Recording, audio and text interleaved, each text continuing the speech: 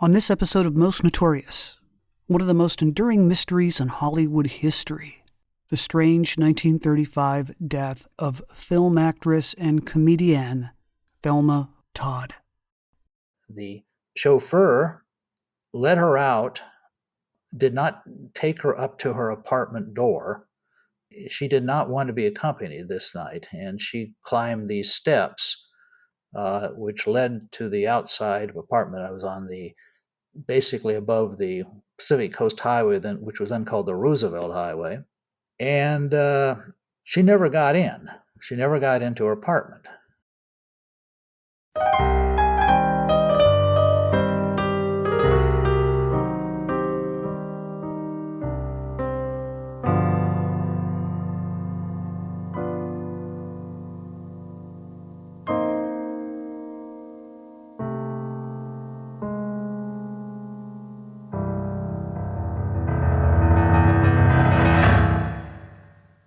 Welcome, everyone, to another episode of the Most Notorious podcast. I'm Eric Rivenes.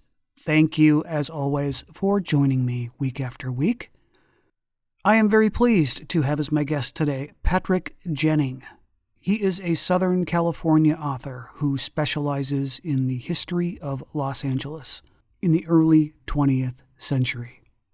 His most recent book is called The Long, Winding Road of Harry Raymond, a detective's journey down the mean streets of pre-war Los Angeles. And he is here today to talk about his book, which he co-authored along with Marshall Croddy.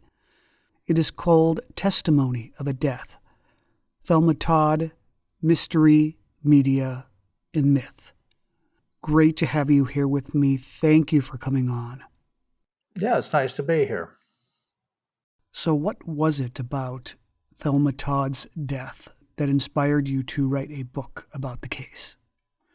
Well, Marshall Croddy and I have been friends since grade school, and his mother, Dorothy Croddy, was a friend of Thelma's, and over the years, especially after we got out of high school, whenever we got together, it seems like we would start talking about Thelma Todd, and who we knew through, we were both big fans of some of the comedies of that era, Laurel and Hardy in particular, and Thelma was in several of the Laurel and Hardy films.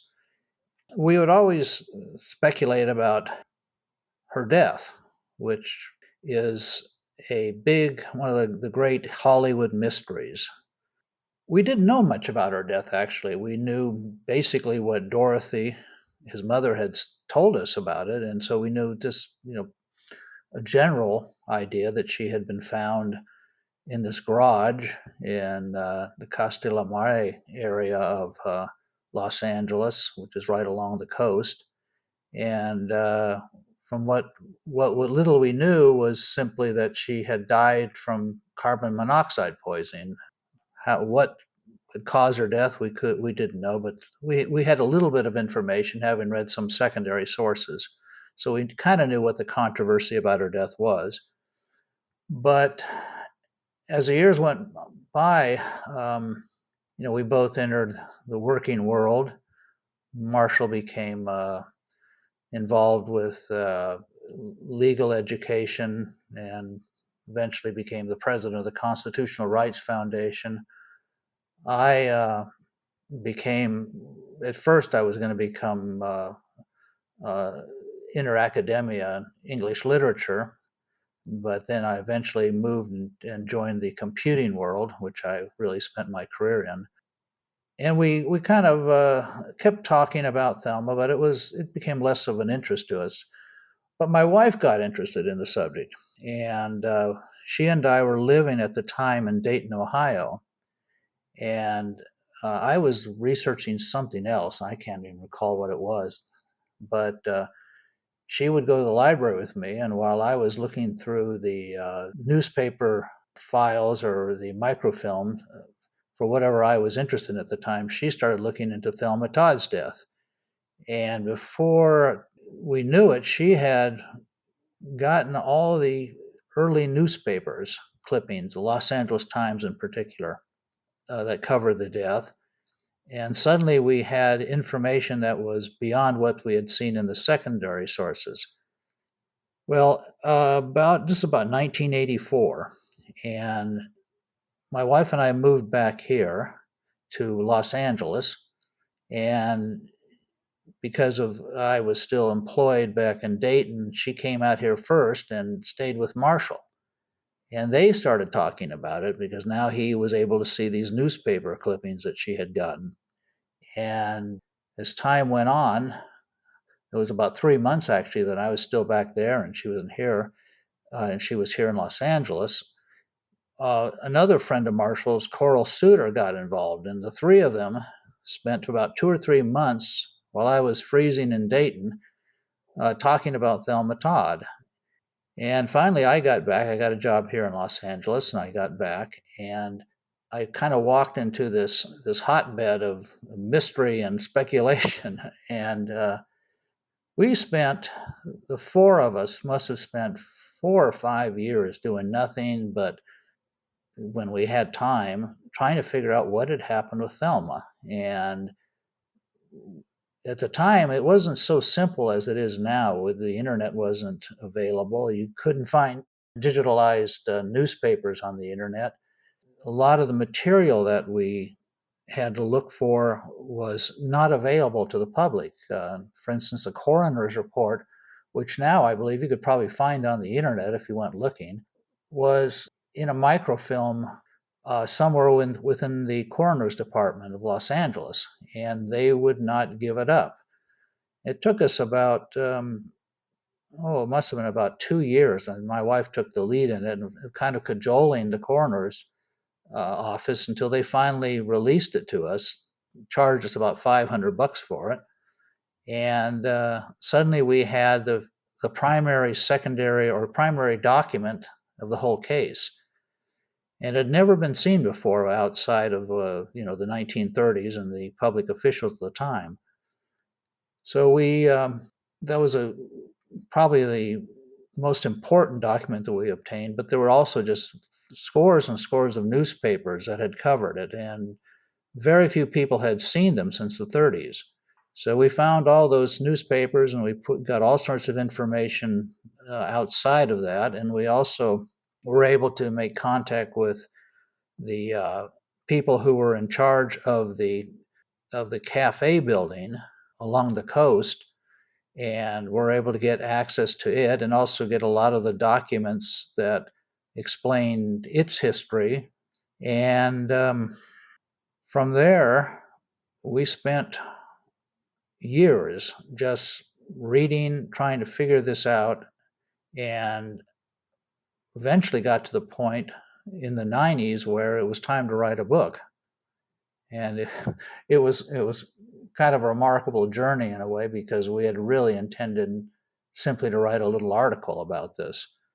But we went ahead and started writing, and over the years, back and forth, things changed in our lives, of course, but we kept at it. And I believe it was probably in the late 90s where we finally had completed the book. And then we went on from there, and it took years to find a publisher, which we never really did until we just decided to go ahead and more or less self-publish it by creating our own imprint. So that's a story in a nutshell of about 15 or 20 years worth of work. No, that's very interesting, yeah. So some of my listeners may not recognize her name. She's not one of those old Hollywood actors or actresses whose screen work has kept her in the collective public's consciousness. Could you share some of her background with us? Where she was born, how she got into the movie business, etc. Yeah, she was born in Lawrence, Massachusetts, and she was at the time an only child. She had a younger brother, but he was killed in an accident. And her father was a somewhat he had a lot of kind of menial jobs, but at one point he became an alderman on the local Lawrence, Massachusetts council, and She was a very popular young woman. She was very beautiful, and she was discovered by, I believe it was a representative of Paramount Pictures, and they basically signed her to contract with a lot of other young stars who were basically they were looking for new young people who might become stars in Hollywood, and this was after actually she had won a beauty contest there. And so she came out to Los Angeles with her mother in the late 20s, and she she had a pretty good career. I mean, she's now I don't think anyone would claim that she was a great actress. She was a pretty good comedienne, mainly kind of a straight lady, to Zazu Pitts and other stars. But she made a little bit of a stab at drama with a film by Roland West called Corsair. But her career was nowadays, as you mentioned, she's not very well known, but she was very well known in the 30s, especially because you've got to understand that there was no television at the time, and so people would go when they went to the movie theaters. They would see these shorts that she was often in, either with Zazu Pitts or Patsy Kelly. But the Laurel and Hardy films, in particular, made her very well known. So when she died, it was big news. I mean, everybody knew her. We often used to try to figure out who we could compare her to, and this, of course, we were doing comparisons that may not make a lot of sense to anybody anymore. But in the 80s and 90s, we used to think, well, she was kind of like the Mary Tyler Moore of her era. If you remember what Mary Tyler Moore was like in the 80s and 70s and 80s, she was very well known, very well liked too. There wasn't any much of a hint of scandal about Thelma Todd. It was people liked her. Yes. I know she worked with the Marx Brothers as well. Yeah, a couple of them, as I recall. Yeah. Yeah. So December of 1935 is when Thelma Todd died. Would you tell us what her life was like in the weeks leading up to her death? What was her professional situation, personal situation, romantic situation? Well, she had met Roland West while filming Corsair. He was the director, and at the time he was married to Jewel Carmen, and they met on Santa Catalina Island. Really, that's where it was filmed.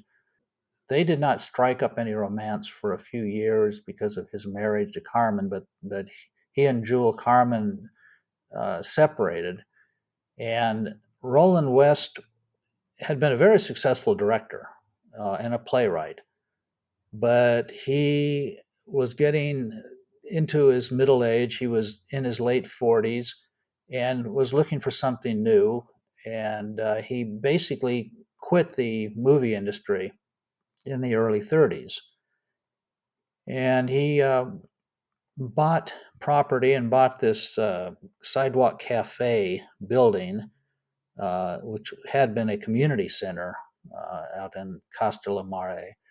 And he started toying basically with opening a restaurant, which he did. And by 35, Thelma had been through a marriage herself with Pat DiCicco, which had not ended well, and she decided to move out and live with in the same building with Roland. She was also kind of looking at a new future away from Hollywood. She was 29 years old, and at the time it was getting on in years for an actress of her caliber. There were still possibilities that she could continue to work for Hal Roach, and another big figure, Joe Skank, who was very close to Roland West, had talked about giving her a role in the future. But she was at a point in her life where she was looking for another path. I think she moved in to the cafe building about, I think it was probably in March or so, as I recall, of 1935. And she had been living there for somewhere around 6 months to a year when she died. So He owned the building. He owned a big house on the hillside. She was really more or less just gave her name to the establishment. And Roland would continue to have a restaurant there for 20 some years. At that time, they called it Thelma Todd Sidewalk Cafe. And what exactly do you think their living relationship was? I mean, I know that later on, during the investigation, he would speak very ambiguously about what the true nature of their involvement was with each other. Yeah, yeah. When she died, there was nobody wanted to see a scandal come out of this, and especially the fact that they were living together unmarried was not something that the film industry wanted to make public. They were very sensitive to that at the time. It was still a time where you had all the actors and actresses had to sign contracts which required that they follow certain moral standards. But I mean, there was controversy, but I think it's pretty conclusive that they were living together. They were actually living in a very small apartment. They had this big building to them, but their living quarters was simply a bedroom and one bathroom. Now, at the time of her death, when Roland West was called to testify and explain what had happened to the police, he would talk about how, well, she lived in this bedroom part and I lived outside in this other area with these big doors between us, but there was really nothing outside where he could live. I mean, and Thelma Todd, actually, I'm sorry, I think I got it wrong. I think he said that he slept in the bedroom and she slept outside. Well, there was no place for her to sleep. I mean, it was an absurd attempt on his part, but the press was willing to go along with it at the time, and the police didn't have any reason to make a big deal out of it. But I can say there's really no question that they were lovers at that point. Now, whether she was involved with anybody else is, of course, another issue, but that was pretty much the situation. So, could you walk us through the circumstances of her death? Okay, well, it was on a Saturday, and she had gone out with her mother, Alice. Thelma had gone Christmas shopping, and that night, Stanley Lupino and his daughter Ida had planned to host a party in Thelma's honor at the Trocadero restaurant in Hollywood. And it was Saturday night. It started, I think, probably around 7 or 8 o'clock in the evening. There was a little bit of a mix-up because I believe it was Ida had invited Pat DiCicco, Thelma's former husband, to attend the party, and he had said that he would come, but he never showed up at least not at their table. He attended with another woman.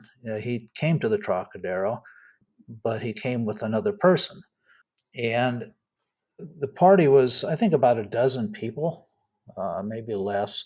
And Thelma came, and there was a chair set beside her at the head of the table for Pat DiCicco, and since he didn't come, it was just empty all night. So it was a little odd. From all accounts, she was in a very good mood.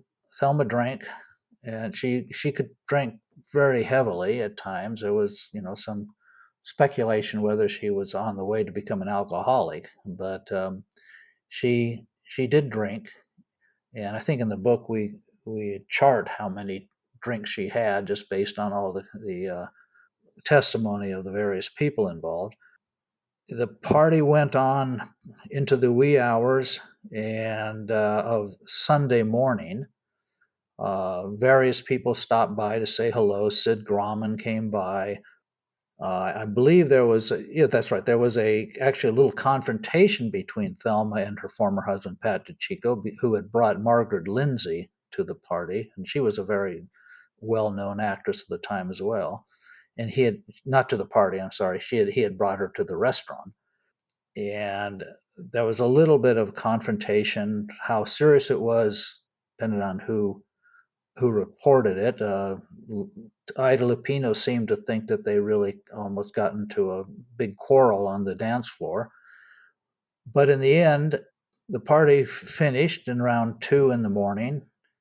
Thelma was driven back by her chauffeur to the sidewalk cafe, or basically her apartment. And this was, I think it was about 3 in the morning when they finally arrived back at the sidewalk cafe. And the chauffeur let her out, did not take her up to her apartment door. She did not want to be accompanied this night, and she climbed these steps, which led to the outside apartment. I was on the basically above the Pacific Coast Highway, then which was then called the Roosevelt Highway, and she never got in. She never got into her apartment. This is where the real controversy comes in. She instead disappeared for an entire day. Nobody knew where she was. Roland West woke up, saw that she wasn't around, wondered whether she had gone to her mother's, asked one of his workers at the restaurant if she had taken her car, and it was told that, well, nobody knows because nobody looked. Well, the car was kept a few hundred yards above the cafe building, and in a garage which was underneath this mansion that he had built. And he didn't live there because he was living with her down at this restaurant, the cafe building. But basically, and some friends came to see her. I think it was who was it? Was it Arsadis, I believe, came to have dinner with her. She didn't show up for dinner that Sunday, and nobody really knew where she was. Well, the following morning, which was a Monday, her maid, May Whitehead, drove to the garage, and it was her routine to leave her car at the garage, her own personal car, May's car, and drive Thelma's car down to the cafe so Thelma wouldn't have to go up to the garage. But she opened the door and she found Thelma lying in the car seat, the front seat, and she was dead. She had died from, apparently, at the time there was, again, this gets into the question as to what really happened, but the coroner's report was that she had died from carbon monoxide poisoning. How this had all happened, of course, became part of the big controversy, and why she had gone up to the garage in the first place. Why didn't she just get into her apartment? Well, it turned out that there had been a little bit of a tiff between her and Roland West, who apparently West wanted her to come home a little earlier that evening and had warned her that he would lock the outside door, which is the door that she tried to get in. Whether he heard her trying to get in or just ignored it, or whether she got up to the door and realized at that moment that she had no way to get in. She didn't have a key, by the way, because she had taken a very slim little purse, and her maid had simply put in a few pennies or a few coins to it, and had left the key out. But whether why she didn't get into the or didn't try, if she didn't try, what whether she went up to the garage perhaps intending to drive someplace else. Roland West thought maybe she had just gone back to see her mother or to stay with her mother at that time. Her mother, Alice, was living in Hollywood. Yeah, it's strange. You mentioned in your book that he told her he would lock the doors at 2 p.m. sharp. Yeah, it's a very perplexing thing. I mean, in a way you can understand it. Well, there's a lot of different ways to understand it. I mean, part of it could just be kind of a passive aggressive act on his part, that he was just simply was tired of her running around, and she did. She went to a lot of parties, and he was kind of living as a recluse out in this area, which was pretty lightly populated at the time. And maybe that's all it was. Maybe he wanted to teach her a lesson, but the lesson went completely awry. And there were a speculation that maybe she had tried to get in and he had just simply refused to open the door. I mean, nobody was there except him, and his story was simply that he had heard a noise in about three o'clock in the morning, and the dog had awakened, but that was it. And maybe that's all really happened. Maybe she just came up to the door, decided that she didn't want a confrontation, decided just to go up to get in her car and drive somewhere else. But she was fairly intoxicated at the time, so she those kinds of poor decisions might have been what led to her death. So, one of the controversies you cover in your book is in regards to the alleged scuffing of her shoes and the fact that she had to climb 270 steps. Would you mind addressing those things? Yeah, the 270 steps controversy came up at the very beginning. And it's really kind of funny because there really wasn't 270 steps, no matter how you look at it. There are stairways running up the hillside. And so one way of getting up to the garage was to climb these steep stairs and then get to the level of the garage and just walk over, 100 yards or so to where the garage is. A simpler way to do it was simply to walk along the streets. Probably walk a little longer, but it wouldn't have to climb these steep stairs. Nobody can say what her path was, but she had on a pair of slippers. Now, it became a big deal, like a lot of things did at the time in the newspapers, as because the papers really jumped on this story. I mean, this became probably the biggest story of that winter of 1935 in Los Angeles, 1935 through 36. The reporters just climbed over each other trying to find new angles on the story, and some of them focused on her slippers. They said, well, you look at the slippers, they don't show any, they're new, and there's no indication that she had walked any distance in them. So then the speculation became, well, if she hadn't walked, and someone must have carried her up to that garage. And that kind of fed into this whole idea, that which became very strong as investigation proceeded, that maybe it was murder. The problem is that the slippers weren't even new. They were just simply, they had been dyed at one point, but they were not new slippers, and they were very scuffed. It's one of those, and this is what really, I think, one of the things that we became fascinated with as we investigated this, is that there was so much misinformation that came out at the time. A lot of it just died out quickly, but there was never any kind of follow up that you might hope for, where someone said, "Oh, we've looked into this a little further and we found out that the slippers weren't new at all." There was one mention, I believe, in one paper that someone pointed that out, but because that issue had come up at the time, then the secondary writers who really started writing about this in the 50s really focused on that as proof that she had been killed somewhere else and carried in the garage. In fact, it actually became a motif in a Raymond Chandler book, and he used the same kind of idea, that the slippers, I think it was Lady in the Lake.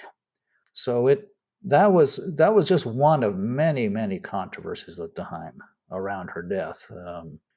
There was the other one that was probably the most difficult one to figure, was a report by a friend of hers, Martha Ford, who said that on Sunday, when the police claimed that she had already been dead for hours, because they figured that she had gone up to the garage on Saturday night or early Sunday morning, had turned on the car, perhaps to warm herself, perhaps to warm the car to get ready to drive it, that she had simply died from the fumes, which, happens. We've had Just this week, we've had lots of reports of people dying in similar ways in Texas because of the cold. Carbon monoxide is a very insidious kind of a poison because if you've got it in the air, you're going to breathe it in. It's not like it has to displace the air. It doesn't ever displace it. It binds with your hemoglobin and prevents you from being able to breathe after a while. If you stay in an area where even there's a very small amount, eventually it's going to get you. And that big automobile she had could really generate a lot of exhaust and a lot of carbon monoxide. And it's a small garage, so it's very possible that she turned on that car to warm herself, which kind of seems silly in a way because I'm not even sure how much of a heater it had, but it's possible that she turned it on just to get it warm. But then you have to ask, well, why did, and maybe I'm getting a little ahead of myself here, but one of the things that was peculiar is that the garage door was closed, almost completely closed, except for a little small gap, about 6 inches that was left. So she was in this closed garage. Now, why would she get in a car if she's intending to leave and drive somewhere else? Why close the garage door after she gets in? It's a sliding door. If she's intending to, makes it seem more likely that she got into the car just because she started the car to warm herself. But then what she's really trying to do is warm the entire garage. So, at any rate, to get back to the biggest controversy, was this Martha Ford, who is the wife of Wallace Ford, the actor, said she got a phone call from Thelma on Saturday or Sunday, and Thelma said, "Well, I'm coming to the party, and how do I get there? And I'm bringing somebody." Well, according to the police, she had already been dead for hours when this call came in, and that statement by Martha Ford touched off all sorts of other possibilities or claims by other people who throughout the city who said they had seen her on Sunday when she was supposedly dead. Jewel Carmen, Roland's wife, said that she saw her driving in Hollywood. A couple of guys in a cigar store in downtown said she came in with a man and tried to use a phone. She seemed to be intoxicated or something, and she had them dial a number for her, and all they could remember was that it ended in 7771, I believe it was. But all these stories started, coming about that she was alive on Sunday, which would have just killed the idea that she had died accidentally on Saturday night or Sunday morning. One of the strange things about that call, you write, was that Thelma referred to herself by her nickname, Hot Toddy. There's always been a lot of controversy over that little fact. I mean, what we've heard was that she didn't like the nickname. But other people have said, well, there's other accounts that she did like it. So, whether that was really that conclusive or not, I don't know. But Martha Ford said she said something about coming from Laurel Canyon, which was right over the hill from where Martha Ford lived at the time. She lived over in the San Fernando Valley section, with Laurel Canyon basically. I think she lived off Coldwater Canyon. So there were enough elements in that call to fuel a lot of speculation, both at the time and over the years that passed, from the 50s all the way up through the 80s. Every time someone would write about it, became one of the key ideas or key issues of her death. And in a way, if you to solve the case, you've got to deal with that. That was one of our most difficult tasks, is trying to understand what was the real value in the testimony of all these people who said that they had seen her. I can tell you that our conclusion, and it took years to come to this, is simply a lot of it just was from following other cases. But this kind of thing is not uncommon, that when people die in any kind of mysterious way, there's any question as the time of death, it seems that there's lots of cases where other people come say, well, I saw that person after you say she died. It's not that uncommon a phenomenon. The police hear these cases all the time. And so they were kind of dismissive of the whole issue. They just didn't think there was anything to it. Whereas the press was fixated on that. So when you take that, which was probably the hardest part of the whole mystery, and then you add in things like the scuffed or unscuffed slippers and other elements like that, and the perplexing point of why she was locked out and what could she have been doing, it seeds all sorts of theories. And there have been plenty of theories over the years, and there still are. People love to speculate about this case. It's pretty amazing. Yeah, there are a number of things that I want to ask you about the scene of her death. I'd like to start with two of those things. First, there was blood dripping from her nose. And second, the position of her body. When her assistant first discovered her body, it was sitting up straight. But later, when police arrived, it was slumped over to the left. Yeah, let's take the blood first. There have been reports over the years, and really, this all starts with, and this is one of the things I think which makes this book that we wrote a little different, perhaps, than most true crime books, because we became fascinated with the story developing through the years. With Kenneth Anger's Hollywood Babylon was one of the first big attempts to solve this case, and he injected a lot of information that, frankly, we're not sure where it came from. But the blood element, at the time, all the reports were that, including the official autopsy reports, was that there was very little blood found. And the kind of bleeding that you get out of carbon monoxide poisoning is very typical. You get what they call a frothing effect, where you kind of, I'm not sure what the proper verb is here, but the dying person just froths up this bloody mass that they usually will find right on their face. There have been other reports that she was, and these are all secondary reports, by the way. They're nothing in the original documents suggests that there was anything but a fairly pristine death. But there have been reports that she was found with broken ribs, and that she was battered, and that her face was bruised. But the most singular thing that they found was that her tooth had been knocked out, but it was a temporary tooth. So she just had it put in that Saturday afternoon at a dentist. So it's very possible that it had been knocked out simply as she collapsed onto a steering wheel. Now, the other thing to know about carbon monoxide poisoning is that the victim often will awaken and realize something is wrong as they are starting to succumb, and they will try to get out.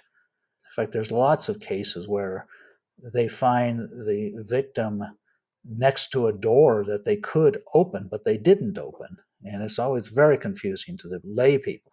But autopsy or coroners recognize it immediately that this is just a normal, if that's the right word, behavior on the part of a dying victim, that they would try to save themselves, but then they kind of lose the will and don't do it. She may have whatever blood and whatever damage, and it was very minimal, may have just been the cause as she tried to get out of the car and just collapsed back into it. As far as the position of the body goes, yeah, there's an issue there. We're pretty sure that at the very least Roland West moved the body after he came up. That was half hour or so after May had found her. He probably just kind of pulled her back a little bit so that she wasn't going to fall outside onto the pavement. Again, this is not something the police like to see people do, but it's not abnormal. I mean, bodies are often moved. People think that the deceased looks uncomfortable, so they will move them around a little bit. But There certainly was a little bit of a controversy there, though it's nothing that we could focus on as proof of, a foul play. Right. Yeah. I'd like to ask you about another controversy, the contents of her stomach. There were peas and beans found in her stomach during the autopsy. Yeah, that's another funny one. I mean, that's another one of the controversies that came about at the time, and it was picked up by secondary writers and given new life over the years. But when they performed the autopsy, they looked in the stomach to see what was there, and they found peas and beans. And somewhere along the lines, the notion set in that among the reporters that peas and beans had not been served at that dinner at the Trocadero. So they were half digested, as I recall, and it was part of the information that the autopsy surgeon A.F. Wagner used to assign a time of death. He figured, well, she had eaten at the Trocadero, and the peas and beans were half digested, so therefore she probably died 3 hours, 4 hours after eating. Well, if she didn't have peas and beans at the Trocadero, then where did she get those? I mean, again, there's this notion that she was out wandering, driving around L.A. on Sunday when she was supposedly dead. Well, maybe that happened, and maybe she was ate somewhere else on Sunday, and then came back and died on the garage on Sunday night and not on Sunday morning. Or maybe she was killed somewhere else and just delivered back. So that became a big controversy. And it went on and it continues on to this day. I mean, if you read some of the internet articles you can see on Thelma Todd's death, that's one of the things that people will write about. Well, actually, peas and beans were served at the Trocadero that night, but it wasn't reported on by any newspapers except one. I think it was the Hollywood Citizen News reported it, said that this was not a controversy. But by the time that they reported that little bit of controversy had already started and gotten wings, and it would continue because secondary writers would focus on that. They might not see the Hollywood Citizen News. Today, you can see it online. It's on newspapers.com. But even when we were looking into the case in the 80s, it was a chore even finding a library that had the Hollywood Citizen News from 1935. And when we finally found it, we found this little gem that one of the reporters said, yeah, they had talked to the waiter said, yeah, it was part of the meal. So it was, again, and it was one of those little elements that fueled the controversy and speculation about how she might have been murdered. But it really wasn't true to begin with. So there was a coroner's inquest and then a grand jury inquest. What became of those? What were the highlights? Well, the coroner was inconclusive. They just said she died by carbon monoxide, as I recall. They didn't really say that it was accidental or not. They just said it was, this is what the cause was. The grand jury investigation was a much bigger deal. The coroner's investigation was just a couple-day event. The grand jury went on for weeks, and it was headline news for weeks. And I think it went from about the 20th or so December all the way to about January 3rd or 4th. And the grand jury investigation itself became a big moment of controversy in Los Angeles at the time. Well, you have to understand there's no reason for the grand jury to be involved in anything unless there's a possibility of murder. They're not going to rule that they're not going to care if it's suicide. I mean, that may be an issue for insurance companies, but it's not an issue for a grand jury. And if it's accidental death, they could care less. But they wanted to know that whether Thelma Todd had been murdered. And there were a lot of issues surrounding her death that made it seem a little sinister. It was pretty apparent that Roland West was about to open a gambling casino in the building. Now, at the time, in 1935 Los Angeles, there was plenty of gambling casinos around. It was illegal, but law enforcement was pretty much paid off. They had a group of, I guess a nice word is politicians. It was part of their funding for elections, for campaigns, and there were some pretty big name gamblers at the time. They were all local people. They were not, they weren't the Bugsy Siegel or Lucky Luciano or any other people who were involved. These were all local, homegrown people. At least they had been in LA for a while. Nobody was from LA at the time. Everybody came from somewhere else. And Thelma was associated with the most important of them, with Kent Kane Perot.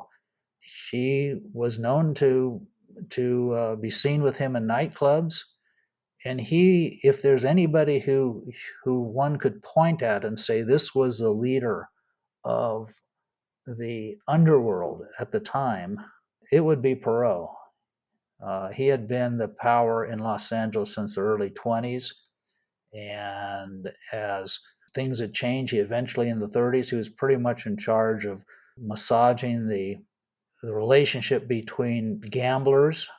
And by gamblers, I mean not the people who go there and lose their money, but the people who take their money, who set up the casinos, and the police and the district attorneys. Everybody had to take a little bit of had to be on the take for this to work. And it was an open town. Usually these gambling casinos were at the top floors of buildings downtown LA. They put them up there so that they were hard to get to. You had to know somebody. You couldn't just go in. You had to go up to the top floor and knock on a door. It's kind of like the scenes you've seen from Prohibition to the speakeasy. Someone would open up a little sliding hole or whatever on a door and look to see who you were. And if they knew who you were, you could come in. If not, and you didn't know anybody, you weren't going to get in. The gambling den that Roland West was about to open was on the top floor of this small building. It's only a 3-story building. The grand jurors went to see the building. They could see the preparations for this. But the fact that gamblers and criminal organized crime might have been involved in some way with Roland West and even with Thelma Todd, of course, fueled more speculation that the possibility that maybe something she had gotten in the way of some gambling interest and they had decided to kill her. It just added to a lot of the controversy. And that's kind of where this myth about Lucky Luciano and his involvement in her death comes from. Yeah, and that was one of the things. I mean, we just in the way that we wrote this book, we were pretty much along writing, at least speculating, when Hot Toddy came out by Andy Edmonds, and she brought the Lucky Luciano story to its total fruition, and it had been bouncing around for years. Actually, several secondary writers had talked about it. We have never been able to find anything about Lucky Luciano in Los Angeles. He didn't leave any footsteps. At least not during this time, in the early to mid No, 30s.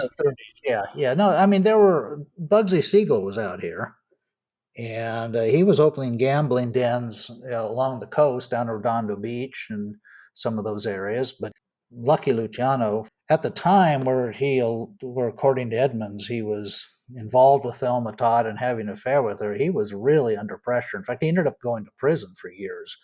But Thomas Dewey was after him, and his whereabouts and his movements were being tracked very closely. But yeah, in a nutshell, the way I look at that is simply that when people think about organized crime, they think of the mafia, they think of the Italian mafia or so Jewish mafia. But that's not what was happening in Los Angeles at the time. The Easterners were kept out. It was being run by Kent Kane Perot, by Guy McAfee, by a host of other local powers and they were raking in all the money. And the Easterners, including Al Capone, who tried to come here, believe it was 28, and got himself a hotel room at the Biltmore Hotel, and the next day was told to get out and taken down to the train station by the LAPD and told them they didn't want him in the town. The Eastern gamblers, especially the big name ones, were not allowed into the town. They kept pushing, and in 1935 there really was a lot of pressure coming in from the Eastern interests, and there were a lot of other, lesser lights, little guys who were, trying to make a buck, trying to open up, but they were kept under control by the local syndicate. The important relationship was between the criminal underworld and the police. And as long as you controlled the police, you were in control. And if you didn't have any control over the police, then they would run you out of town or they would arrest you. It was very common for the local syndicate leaders just to tell, if they saw that someone was trying to open up a gambling site and they had not paid their dues, they would just turn it over to the police, and the police would go and raid it and throw them in jail. So it was controlled, completely controlled, and the people like Luciano just were not part of the picture at all. And this was pre-Mickey Cohen, right? Yeah, Mickey Cohen, well, he was another local guy too, but Mickey Cohen was in the 40s. There was a local Italian group, a guy by the name of Jack Dragna was out here, but they just did not have any real sway here. They had other figures like Tony Cornero, who was running gambling boats, because that was one way you could actually run gambling and not be harassed by the local syndicate if you were offshore. So there were gambling boats here throughout the 30s, but there were always people who were more wannabes than anything else. They just didn't have the power. They were kept out. The real money was made in Hollywood, the Sunset Strip, and downtown LA, and these gambling parlors. And the supposed motive, the connection between her and Luciano, she was opposed to opening her cafe up for gambling. Yeah. This is how she had allegedly crossed paths with organized crime and Luciano specifically. That's the theory. Well, that's the basic theory. The Andy Edmonds took it a little further and had her hooked on diet pills or something. But yeah, the idea that Lucky Luciano was out here moving in and everybody was terrified of them is nonsense. It just wasn't happening, and there was just no account. And the reason we found this, I mean, a lot of it is just going through the original sources and finding it, but also just talking to old cops. They know who Lucky Luciano was. He was this guy in New York, Luciano was supposed to be connected to her ex-husband as well. That is the rumored tie. Yeah, Pat DiCicco, that was one of the theories that, well, basically they're Italians, so therefore they, have to be connected in some way. But Pat DiCicco was just a guy who came out here. He was very good looking. He wanted to set up, he tried to be an actor's agent for a while.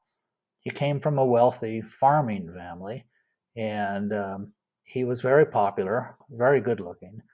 And his cousin was Cubby Broccoli, and he made his fortune in Hollywood with the James Bond films. So I don't know whether they're. I mean, I can't say they never met, but there's no connection that I've ever seen between Pat DiCicco and Lucky Luciano. I just, other than the fact that they're both Italian, that's the only connection. It was a bit suspicious, though, when he left town, right? Right after she died. Yeah, it was. It was. Yeah, he simply just got out, and it angered the grand jury, that's for sure. But there's been speculation as to him. Maybe Pat DiCicco killed her. Yeah, there's nothing there. There's nothing solid. You can describe a motive, but then Why would he kill her? I mean, getting back to the gambling issue, there's also the issue of why would anyone? Why? Okay, so she's against gambling if she was, and there's no indication she was. She would play the slots that the one slot machine or a few slot machines that they had already there. She used to love to play them, according to a lot of people who knew her. But why would she want to stop Roland West from investing in gambling? I mean, it's not like something that she. It couldn't have been a spur of the moment thing with Roland West. It takes a certain amount of planning, and certainly you have to have all the connections to make sure you're doing it so that you're not going to get raided. Again, she had the best.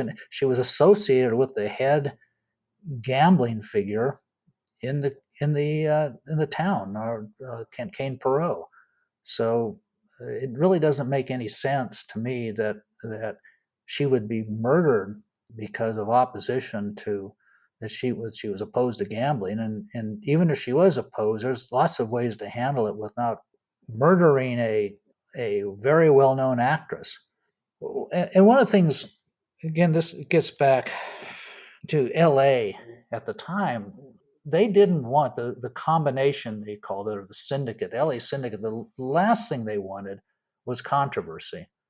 There were a few murders out here that were involved with organized crime, but that was the last thing they wanted. They tried to, it was best if everything just went smoothly along the ways and nobody got hurt. That was what they wanted.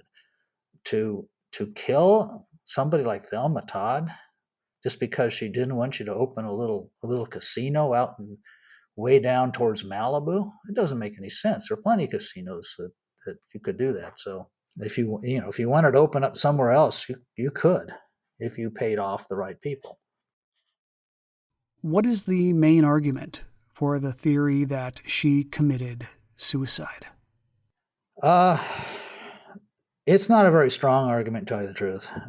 We cover it in the book just because it's one of the three possibilities, right? So I've never felt that it holds much water, but she had made some comments about how she was going to get out of there, which apparently was alluding back to her relationship with Roland West, and maybe she was getting a little older. She's only 29, which it's not very old, but her career wasn't going anywhere. But there's no real signs that she was a depressive or anything. There's just nothing there. I mean, it's just she. But then again, suicide can be more subtle too. But I've never bought it, to tell you the truth. There is some suggestion, though, that after she had that unpleasant encounter with her ex-husband in the restaurant, that it changed her, that it darkened her mood. Sure. So, she had a bad encounter, and again, there's controversy here. How much she really cared, or how upset she was is not clear at all from the various testimonies. But if you want to make an argument for suicide, I guess you could start to say that, well, that depressed her and that she loved him and she saw him with this beautiful woman, Margaret Lindsay, and therefore she went home depressed. Maybe she's drunk. She goes home and now here's Roland West has shut her off and he's acting like a jerk. Who knows? You throw alcohol into the mix, you don't know what you're going to come up with. Maybe that's what happened. Maybe it was one of these situations where she was, went up to the garage, turned on the car, and then thought better of it, but it was too late. Maybe she had just gotten too much in her and she was unable to really get out of the way, or maybe she started this car for a minute or two, turned it off, thinking, oh no, this is not right, but I'll just sit here. And well, she just sat there and continued to inhale the carbon monoxide. So you could say, well, that was a suicidal intention in some sort of way, but and that might explain the blood splotch on the running board of her car, right? Yeah, well, that's what exactly the that little blood spot could have been simply, and again, this you have to put this up against what the claims for murder would entice. There'd be a lot more blood, you would think, if it was murder. But if it was just a little blood spot, maybe she decided, I'm getting out of this thing. These fumes are overpowering me. She tries to get it out, but it just keeps coming on, and she just slumps back or falls back into the car. And it's a combination of liquor and the carbon monoxide and what other gases might be involved there. It's just not carbon monoxide, but there's all that's a powerful automobile she had, and Lincoln Phaeton, 12 cylinder car, and it just pumped out gas. I mean, it just, man, to run that thing by itself in a garage of that size, it's a little small 2-car garage. It's not like you say 2-car garage these days, they're a little bit bigger. That was a tiny little garage. 2 cars could barely fit into it. And there was another car in the garage at the time. So that was another thing that nobody could figure out. Well, if she wanted to get warm, why didn't she get in the other car? It was, much more conducive. It wasn't an open car as much as a Phaeton was.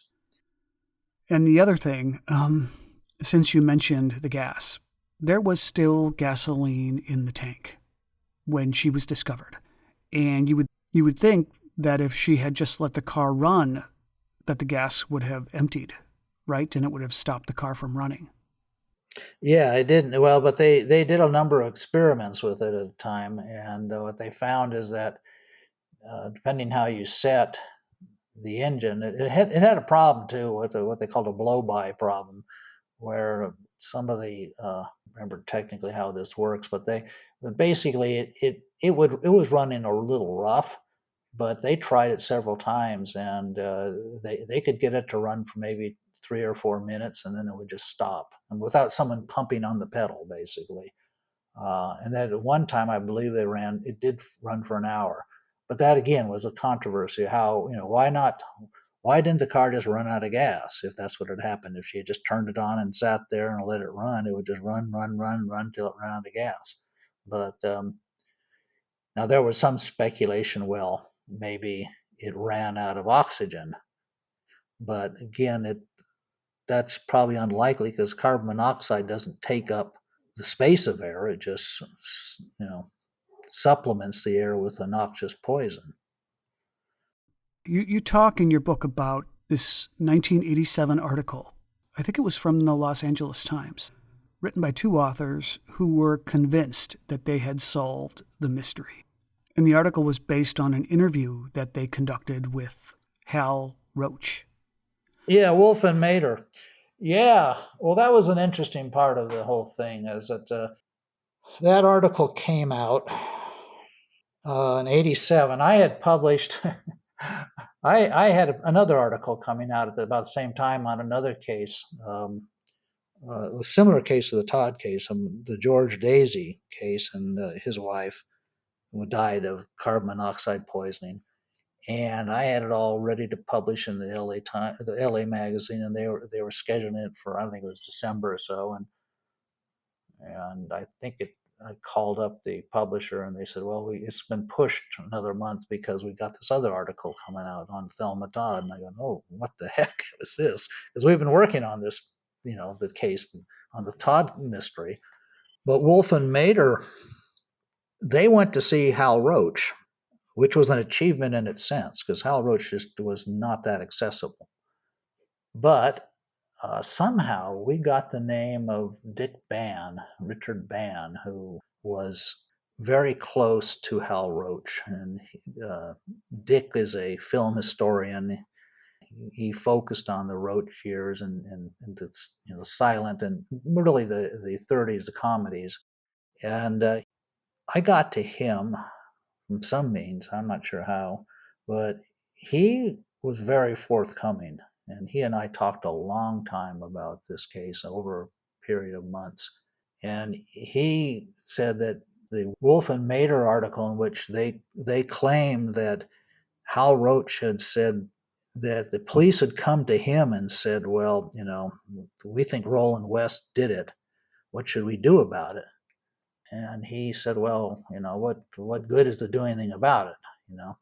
That's kind of what they claimed. They just that he kind of scotched the whole investigation because he didn't think there was any point to it. Well, according to Dick Ban, that's not what happened at all, and that Roach did not suggest that the police actually said they thought that Roland West had killed her. It was much more ambiguous as to how they phrased it. And Roach was really angered by the article that came out in LA Magazine by Wolf and Mader. He was furious. In fact, he even talked to attorneys about suing them for misrepresenting him. He eventually calmed down, and we started feeding through Dick Ban. We started giving Roach the coroner's report, which again nobody had seen at that point, and he had never seen it. And as we talked over the months, it became clear that the story that Wolf and Mader reported about what Roach had said just didn't make any sense. I mean, just little elements of it. For instance, they said there was a sheriff's department. Well, the sheriff didn't have jurisdiction in this case at all. It was a LAPD that had jurisdiction, and he said they had come on a Sunday or something like that. The story just didn't hold water. What was the story? What did they say happened? How was Roland West supposed to have killed her? She came to the door, knocked on or tried to get in the door. He refused to let her in. She went up to the garage and he followed her back to the garage. They had a big argument at the garage, and she said she was leaving, went in, started the car, and he closed the garage door on her. I think that was a Wolf and Mader story. And it there's a certain amount of attraction to it, but there's one big problem is that garage door, it's a sliding garage door, and there's no way to really prevent it from being, you can't really lock anybody in, and he didn't have a padlock, so there's just no way there was just no way for that to work. So a lot of the writers, and not just Wolf and Mader, but a lot of the writers, they really struggle with trying to make sense of this, and they come up with pretty crazy theories. Even Kenneth Anger had this theory about a big argument that everybody in the beach community could hear right at her door. Well, there's nobody living in that beach community at the time in 35. This place is almost complete. There's just a house here and a house there, and you've got the sound of the ocean. Sound just doesn't travel that way. And there's no attribution, so you don't know where these things are coming from. But yeah, that story, frankly, the more we looked into it, we just couldn't make sense of it. And then when Roach really rejected it, and again, that was one of the disappointments of our project, because we never really got to talk directly to Hal Roach, but Dick Ban, he had a very tight relationship with him. He saw him every day, and he would just feed him the information that we gave him and ask questions for us. So we got it from him. It was kind of secondhand. So one of the other things, I'd love it if you could address this.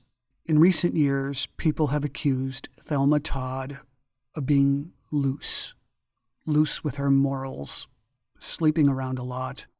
This has been part of the way that she's been connected to gangster figures. But you state in your book that she really wasn't like that in real life, was she? No, there's really no indication that she was like that at all. I mean, she just, she wasn't prudish. I mean, but she just wasn't. There was. I think a lot of that came out of the film, the Hot Toddy movie. I mean, when screenwriters they they develop a story, they look for certain angles, certain things that'll make it more interesting, and that characterization, I think, came from the book and then from the movie more than anything else. They just wanted to make her look in some way that would support the overall story that they were trying to tell. And we couldn't find anything that indicated that. We talked to her relatives. We talked to people who knew her. There just wasn't anything there. She liked to have fun, but she wasn't a drug addict. She wasn't promiscuous particularly. I mean, she She was a young woman, attractive young woman. She had a lot of men who who were after her, but it was nothing abnormal. She wasn't the type of young starlet that would succumb to the casting couch either. No, there was no indication that ever happened. In fact, she had written articles and made comments about it. But there's even a suggestion that that's one of the reasons her career was kind of folding, is that she refused to go to the casting couch. But there's just nothing that to suggest. I mean, we've run into stories over the years, and again, there's nothing ever to back them up. That they say, oh yeah, she was in some of these films, porno films. But if she was, I've never seen them. But I think she was not prim, but she was just fairly conservative in the way she went about her life. But then again, I'm not going to say that she didn't have lovers. She had a lot of men who were after her, and she was again. Of course, a lot of this comes from the publicists and also the writers of the time, that they love to talk about which actor and actress was getting together. But her love life pretty much from the 1930 on was Pat DiCicco, followed by Roland West, as far as I could see. Suggestions have been made. This sounds pretty tenuous, but I'm going to ask anyway. That there is a connection between her mysterious death and the style of films Roland West made. He was a big fan of the true crime genre, correct? Well, yeah, that was one of the secondary writers started that. Or actually, I'm trying to think now. There may have been a suggestion. Yeah, there was a suggestion at the time too, that I think there was an article that's something along the lines that he's now part of a mystery as mysterious as his films. Well, he liked gangster movies, and his big movie was Alibi, which I think was nominated for the Academy Award Best Picture in 28 or 29. Um, he liked to do gangster films. He Going back into the teens, that was one of his forte. He liked mysteries, but there was no perfect crime element to them. I mean, that kind of story where it's intricate and there's all sorts of clever little things that the criminal or the murderer has done. It just he wasn't that. He didn't have that kind of mind. He was more into somewhat sensational. He did several things with this figure called the Bat, which really became Batman after a while. It was basically the predecessor to Batman. And that's again, this is the secondary writers picked it up. That yeah, this is Roland West did this because he wanted to do the perfect crime. He didn't seem to be that kind of a thinker. So after your extensive research, I don't know why a publisher didn't pick your book up. It was really well written and well cited, sourced, and I really appreciate that. There are authors who write books for massive publishers, history books, who don't cite anything, don't include any of their source information. Well, thank you. I'm just coming out with the Harry Raymond book, and to tell you the truth, I've just spent the last 2 days. I've been trying to get it published, and I'm not having much success. I think I'm just going to bring it out on my own under my own imprint. But I spent the last couple of days doing the index, so it's nice to hear that someone appreciates that kind of thing, because it's actually much more sourced than the Thelma Todd book was. And it just, well, I tell you, it's hard work. It's hard work to put down the sources and the footnotes, and it's a struggle. Yeah.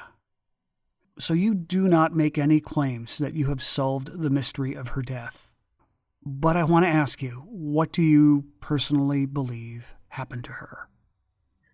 Well, I think the final chapter of the book is what our conclusion was, and Marshall wrote that pretty much. It's basically, we think that it was an accident. She went up there, that she went and tried to get in to her apartment. Whether Roland West and her had any words there or not, we'll never know. But afterwards, she went up to the garage with some intention, which we can't be sure what it was. But we don't think she was going up there to kill herself. That perhaps she was going up there to get the car, leave, go drive down to Hollywood, wherever or maybe her mother's place. But it just went wrong, and there was one weird little story that we heard. It was from a guy, I think it was Jack Sauer, told us this. He lived around at the time and knew her quite well, and he owned a service station. I think he was the one who told us that she had actually done this before. She had gotten in the car, started it up, and backed out through the garage door. She's backed into it, and she had she could be a little careless at times. In my gut, my feeling is that's probably what happened. Now the car was facing out, so maybe she got in, turned it on, intending just to warm up. It was cold that night, by the way. I mean, as cold as it for California cold, probably in the low 50s with the wind blowing. So she may have gotten in the car, closed the door a little, almost closed, started it up, and then intended to get out and open it. She just didn't want that wind blowing into her face as she was there, and you know, succumb to the fumes. That's and again, you're probably right when you say that we don't have a definite conclusion. But if I had to make a bet, that'd probably be it.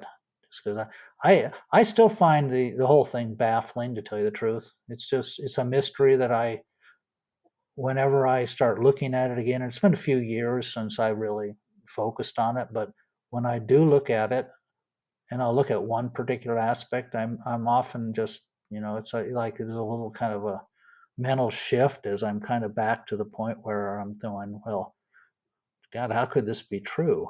How could this be an accident? How could this, this seems very sinister, this one element, whatever it happens to be, whether it's the Sunday sightings or some elements don't bother me, the scuffed slippers and things like that, but it's still a very difficult case. But my guess is that's probably was an accident. Over the years, we went back and forth on this. I mean, I tell you, there was the women, especially my wife Pam and Coral Suter. They were pretty convinced Roland West did it. But I from the beginning was skeptical about Roland doing it. But we went back and forth and back and forth, and finally, I think we both came to the same conclusion that it just doesn't seem like there's enough there to say that somebody murdered her. It looks like an accident, just what the police thought it was. It's probably safe to say, though, that if it hadn't been for Roland West bolting that door, she would not have died in her car. Exactly, exactly, and that's why he was. People claim that he had said that he was responsible. I think that's what Hal Roach allegedly told Wolfenmater, and he told I can't recall his name. Was it Chester Morris, I believe, that he told that he felt responsible. Well, he was responsible. I mean, at the very most, or at the very least, I guess I should say, he was responsible for this woman's death, the woman he cared for, and because of passive aggressive, I don't know what it is. There was something, he just was acting like an ass, and it triggered this terrible chain of events. But whether anything other than that, I just don't see it. I don't see that there's any evidence for that. And I feel strongly you got to have evidence. I mean, it's the police didn't see it, the grand jury didn't see it. Of course, the district attorney at the time, Buren Fitz, had his own problems, but his office didn't think there was enough to prosecute anybody. In the end, the grand jury just didn't say anything. They just closed the case. If you read secondary sources, you'll often see, well, they claimed it was accidental death or whatever, it was suicide, but actually it never was. There was never any real claim one way or the other. They just closed the case and went on. There was no need to make a statement finally. So your book is available on Amazon? Yeah, it's available, and as I said, I've got this other one coming out. It should be out in God, if I go ahead and publish it, which I'm probably going to do, it'll be out on Amazon itself, which I think is going to be a very interesting book because it's a lot of the. I'm not sure you know who Harry Raymond was. I think I mentioned him in the Thelma Todd book. But he was a cop that the LAPD tried to kill, the private detective, and they put a bomb in his car, and it ended up changing Los Angeles completely. In fact, it probably the reason we have Las Vegas now. It's because what they tried to do to Harry Raymond. And I've been working on it for about 5 years, and I'm going to put it out. I'm not going to wait much longer. If trying to get agents and publishers interested, and a few of them have been interested, but not enough to commit to it. But that's going to be out there too pretty quickly, I hope. Well, yeah, keep me posted on that. I'd love to have you back to talk about that book too. Yeah, I think you'd find it very interesting because if you like true crime, this is the guy who was involved in a lot of it. He was probably, if anybody was the man who inspired Raymond Chandler, to create Philip Marlowe, it might have been Harry Raymond, because he certainly was the premier detective of the time in Los Angeles. So he had a fascinating career. Interesting. Well, thank you so much for joining me today. Okay, Eric. And let me know if there's anything more you need. Will do. Again, I have been speaking to Patrick Jennings. His book is called Testimony of a Death, Thelma Todd, Mystery, Media, and Myth. This has been another episode of the Most Notorious Podcast, broadcasting to every dark and cobwebbed corner of the world. I'm Eric Rivenes, and have a safe tomorrow.